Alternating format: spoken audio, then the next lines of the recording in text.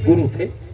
गुरु तो बहुत हो सकते हैं, सदगुरु एक होते हैं। तो एक दिन की बात हुई कि जब ऐसे ठोक रहे थे तो सांस के रास्ते से उसके कुछ कण अंदर, ध्यान दीजिए, चले गए। तो मेरा मन सोचा कि अच्छा देखिए खाने से कैसा लगता है। देखिए संगत का प्रभाव, मन बदला कि नहीं बदला, गुरु कहे भी नहीं लेकिन मन बदल गया। जब अपने सदगुरु के यहां गए तो सबसे पहले क्लास चलाने के पहले एक झापड़ लगा, कहीं कि देख भागा। इसी तरह से आदमी क्या बनता है, पापी बनता है, शराबी बनता है, जुआड़ी बनता है, मुर्दाखोर जानते हैं ना, जो लाश को खाए। अरे मरा हुआ जानवर है तो लाशन है कि नहीं, वो मुर्दाखोर बनता है। इसी तरह से संग में पड़ करके आदमी बीड़ी, गांजा, सिगरेट सब पीता है। और जब मन को एक झापड़ लगाना, शरीर को नहीं लगा, मन को लगाना, आज तक मन कभी सोचा ही नहीं कि क्या सोचें कैसा लगेगा। ठीक है, देखिए मन केवल सोचते सोचते आदमी वैसा बन जाता है। उसी तरह से यदि हम अच्छी चीज सोचें, सदगुरु के पास रहें, माँ के ध्यान में रहें, कुछ न करें केवल उनके विषय में सोचते रहें, फिर हमारे जीवन सारे बदल जाएंगे। गारंटी मैं लेता हूँ बदल जाएंगे और आप मनुष्य नहीं रहेंगे, इंसान बन जाएंगे और कुछ ही समय में पूज्यमान बन जाएंगे। लोग आपकी पूजा करेंगे। केवल मन की बात। दिव्य आत्माएं हम लोग चर्चा या कर रहे हैं। यदि ये बताइए, 3 ही प्रकार का कर्म होता है, मनसा वाचा कर्मणा। एक मन से सोच लिया गया कि उसको मारना है, एक वचन से सोचा, गाली दिया तो उसको मारूंगा, और एक मार दिया गया। ठीक है, मनसा सोचा गया कोई नहीं जाना, और दूसरा वचन से कहा गया मैं मारूंगा, मारा नहीं। तीसरा न सोचा न वचन मिलाया, मार दिया। 3 प्रकार करूंगा। पहले सबसे खतरनाक होता है मनसा पाप, सबसे खतरनाक होता है। भले लगे या न लगे, लेकिन एक ही चीज मन सोचते सोचते व्याकुल हो जाता है और वह करवा देता है जो आप सोच नहीं पाए। जो सोच नहीं पाते हैं वह सोच करवा देता है। इतना बड़ा अपराध करवाता है मन। 3 प्रकार का पाप होता है, वचन से, मन से, कर्म से। लेकिन जब हम सदगुरु के पास बैठते हैं तो हमारा मन धीरे धीरे संसार से परे हो जाता है और परम शक्ति सत्ता में मिलना शुरू हो जाता है। यह आत्मा परमात्मा की ओर चलने को तैयार हो जाता है। यह श्वास जो है उस अदृश्य शक्ति सत्ता से संबंध स्थापित कर लेता है। और मैं कहीं रहता हूँ, मैंने हम लोग कहीं रहे तो हमारा कोई बाल बांका क्यों, का करे बैरी प्रबल जो सहाय रघुवीर, 10,000 बल घट गयो घटो न 10 गज चीर। है ना, कहा जाता है ना, बाल बांका कर सके जो जग बैरी। सुने नहीं सुने? सुने ना। देखिए तो जिसके जब उनके याद में रहते हैं तो परम शक्ति सत्ता हमेशा रक्षा करते हैं। मैं जीवन की घटना बताऊं, ये विभीषण जी है ना, अटल जी, इनके गांव हम जा रहे थे। भागीरथ भृगु नाम के आचार्य थे, उन्हीं के घर एक आदमी हमको मारने के लिए पेड़ पर बैठ गया।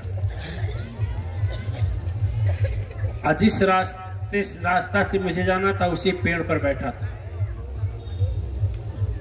हम गोला और बढ़लगंज के बीच में एक महुआ पार जगह है, वहीं से उतर करके भृगु के घर जाना है। महुआ पार इंटर कॉलेज के बगल से जो रास्ता जाता है अब तो पक्का हो गया है, पहले कच्चा था, उसमें जल भरा हुआ था।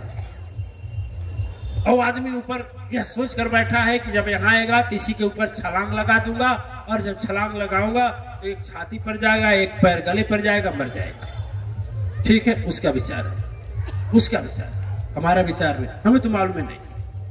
जब हम गए देखिए तो जहां वो खड़ा था, बैठा था जिस पेड़ के डाली पर, वहां जल था। जल समझते हैं, बरसात का जल था, बरसात का मौसम था। वर्षा बरस करके चला गया था।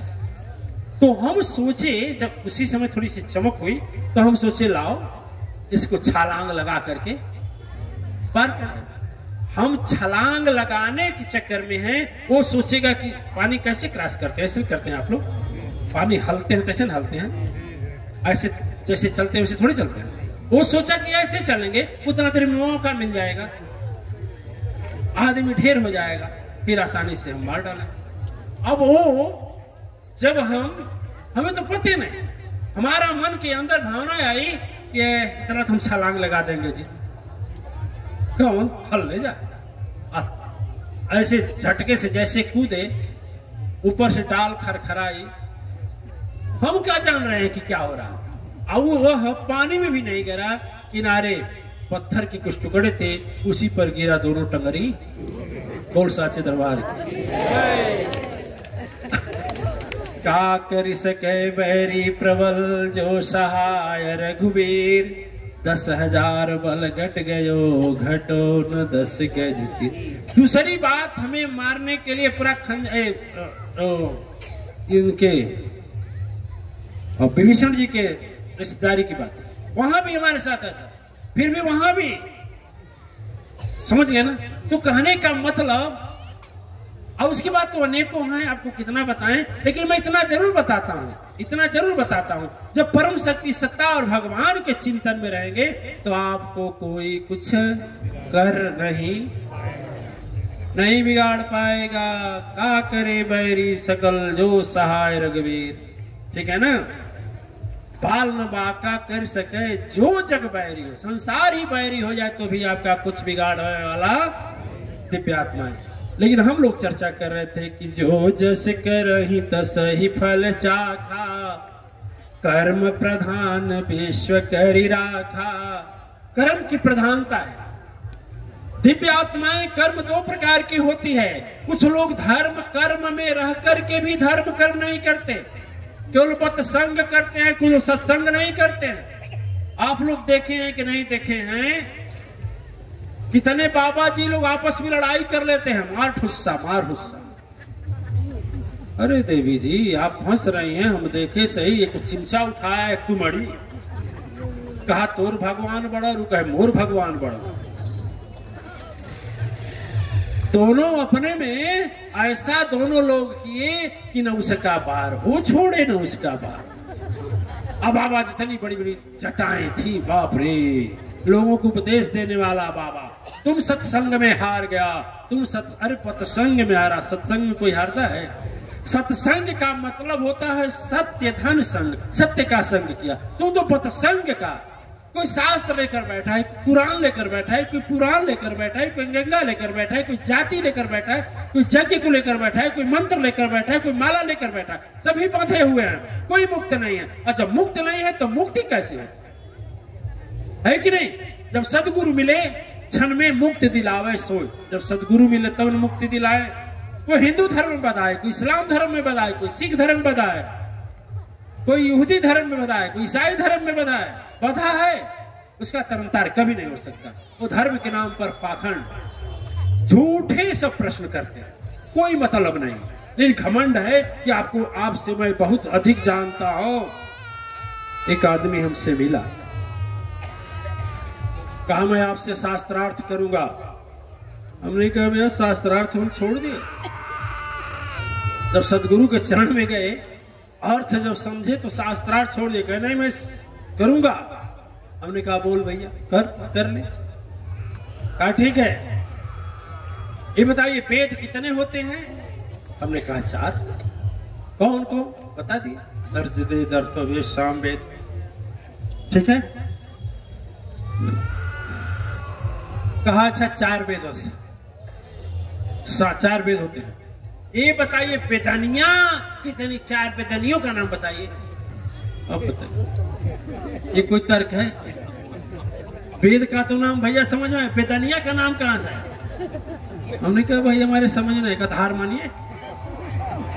हनुमान जी का, हनुमानिया का नाम बता दीजिए। हनुमानिया क्या, हनुमान की पत्नी, राम की पत्नी हो सकती। हमने कहा उनकी पत्नी, हाँ क्यों नहीं, राम की पत्नी होंगी, शंकर की पत्नी होंगी, ब्रह्मा की पत्नी होंगी, विष्णु की पत्नी होंगी, तो फिर हनुमान की पत्नी के नाम हनुमानिया कौन है?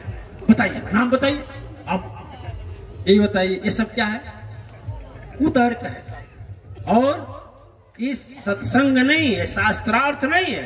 जो शास्त्रार्थ जान, पूरा शास्त्र का अर्थ समझ लिया, मौन हो जाएगा, और जो मौन हो जाएगा वही संसार को उपदेश दे सकता है। और जब तक तर्क में रहेगा, प्रभु को पाने के लिए तर्क की जरूरत नहीं, मन की जरूरत नहीं, बुद्धि की जरूरत नहीं।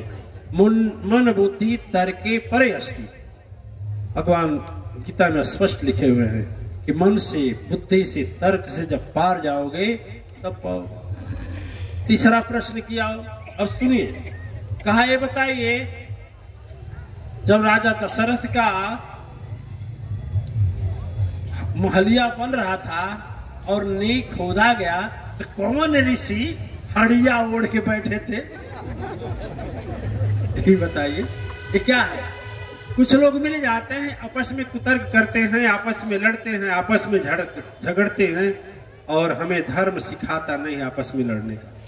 कितने लोग पंथी तो इसे लड़ते हैं कि मेरा धर्म बड़ा, धर्म कहीं बड़ा छोटा होता है। अरे किसका माया, कोई कहते बेटा मुझे अपने बेटा का अधिक माया, अरे तुम्ही को नहीं माया है, सबको माया है कि नहीं है? माँ बोले नहीं नहीं, मैं बेटी को अधिक मानती हूँ। अरे कौन मैया नहीं मानती? सभी मानती कि नहीं मानती? उसमें क्या, भगवत सत्ता काम कर रही है, उसमें कौन बड़ा है कौन छोटा है, यही समझ ही बड़ा और छोटा है। दिव्य आत्माएं, ये कर्म नहीं है। जितना मैं कर्म बताया हूं, सत्संग के नाम पर, केवल विद्वानता के नाम पर एक प्राखंड है। यदि सचमुच प्रभु को पाना है तो, अब तुम मिश्रा जी शरीर में नहीं है, मिश्रा जी एक भजन गाते थे, धर्मानंद जी भी कभी कभी दोहराते। प्रबल प्रेम के पाले पढ़कर प्रभु को नियम बदलते देखा, अपना मान भले टल जाए, जन का मान न टलते देखा। देखिए शब्द क्या कर रहे हैं। प्रभु के लिए कोई नियम नहीं, भगवान मैया के लिए कोई नियम नहीं, बस एक प्रेम आधारा। सुमिर सुमिर नर उतर ही पारा, जो प्रेम मान लिया, जो अपने हृदय से लगा लिया, दिव्य आत्माएं, तो कर्म वही महान होता है। कर्म वही महान है जिसमें हम, जिसकी तपस्या करें उसके प्रति प्रेम हो। हलवा चुनरी चढ़ा देना का तपस्या है, धार चढ़ा देना, धार जानते हैं धार शब्द, ये इधर तो चलता है। धारी शब्द क्या वो तपस्या है? तपस्या है। सारे संसार के, सारे जगत के पालन करता, कहीं भी विधि भोग लगाऊं, सूरज चंदा तेरी रचना, कैसे ज्योति दिखाऊं, प्रभु जी तेरी महिमा के ही विधि गाऊं। महाराज जी लिखे, बड़ा अच्छा भजन लिखे, जमुना गंगा जमुना नीर बहाए, के ही विधि जल चढ़ाऊं।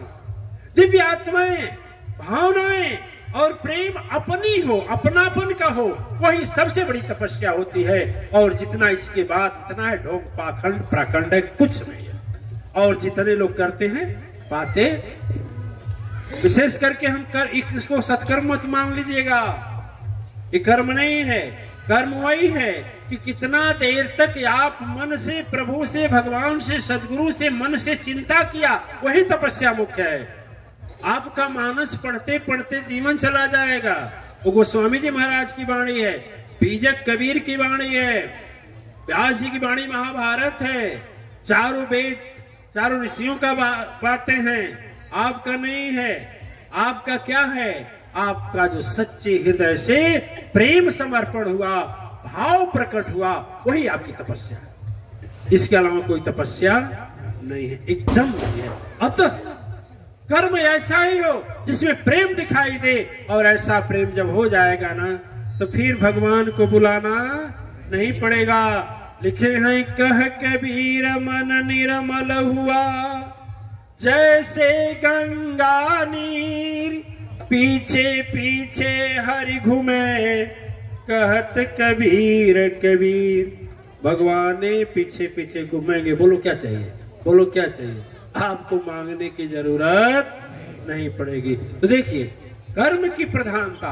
कर्म वही है जो किसी को सुख देने के लिए किया जाए, वह तपस्या। लेकिन उसमें भी विचार होना चाहिए। माँ बच्चे को मारती नहीं है, मारती है कि नहीं मारती है? तो इसका मतलब क्या उससे प्रेम नहीं है? है। बच्चे को सुधारने के लिए मारती है।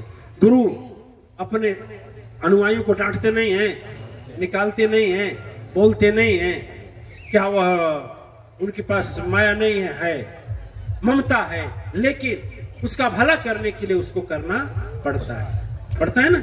ठीक उसी तरह से दिव्य आत्माएं, अच्छा अध्यापक बच्चे को मारते हैं, किस लिए मारते हैं? उस सुधार के लिए तो मारते हैं। तो वह हिंसा नहीं है, वो अहिंसा में ही आएगा, हिंसा में नहीं है। एक नहीं कि सदगुरु डांट दिया तो उसका अहिंसा हो गया, हिंसा हो गया। हिंसा नहीं है, वो अहिंसा है। ठीक है, देखिए, इसलिए जो एक बात हम बता करके अब समापन करेंगे। ठीक है, समय बहुत तेजी से हो गया। महाभारत की घटना है कि